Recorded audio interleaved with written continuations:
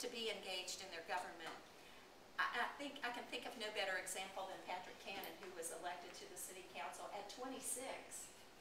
That's incredible.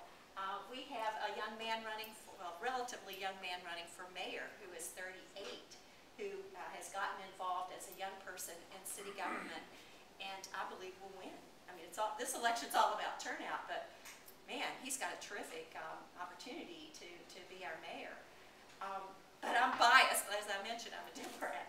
And I've known Anthony for many years and very, very proud of all of his accomplishments. But it's one reason I think young people should get involved is that young people really were the margin of victory in this last presidential race, quite frankly. The fired up and ready to go really got the attention of young people, and they went in droves to register, to vote, and to work in campaigns across the board. And you can really make a difference. I hope you appreciate that, because you've done that. You have shaped really the direction of our country, and even recognized by President Obama getting the Nobel Peace Prize. I mean, that's huge. We are now being respected by other countries around the world when at one time not long ago we weren't. My oldest son, Jeff, lives in London with his family, so my husband and I, in order to see our grandchildren, make trips there when we can find a good airfare. And we've had the opportunity to travel, especially in Europe. And I want to tell you, we were not given this really warm welcome as Americans, which was different. But now we are. And people around the world probably think more of our president than the respect he gets at home. But the world is relieved that we're going in a different direction. And I want to tell you, young people, young voters made the difference. So I'm pleading with you to stay involved and stay fired up and get involved and stay involved in voting and in other ways that you can stay involved in the political process. Now, but I want to tell you, that's not the most important reason that you should vote. The most important reason you should vote is because this is our government. And if we don't get involved in our government, special interests will come in and suck up that vacuum.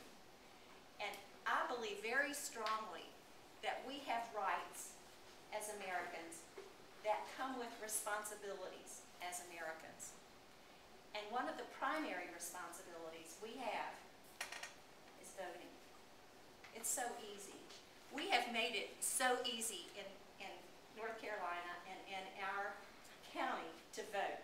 If you can't go to the polls on November 3rd because you're out of town, because you're working, because whatever, you have the opportunity to vote starting today at the Hal Marshall Annex, that's uptown.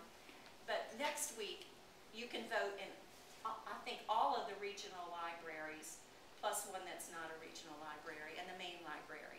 So you can go, the hours are extended. We have a Saturday and a Sunday that you can vote. I encourage you to go to mecboe.org. That's the Mecklenburg County Board of Elections. It will tell you everything you need to know about where you can vote, when you can vote. But there's no excuse. In fact, at the beginning, this was called No Excuse Early Voting. There is absolutely no excuse for not voting. So I don't know, I saw the show of hands before about how many of you were registered. And anybody who's registered can go vote. I don't know if we're having this time, I don't think so, same day registration and voting. We did in the primary. So oh, okay. So well, there's even really no excuse. I haven't checked that, actually. But you can go register and vote at the same time. So even if you're not registered, you can go vote. And I don't want to persuade you, because you should have that. You should persuade yourself that this is a really important thing for you to do. If you're voting either party, whatever you're doing, go vote, because you owe it to yourself, you owe it to your city, you owe it to your school system, and you owe it to our nation. So please go vote.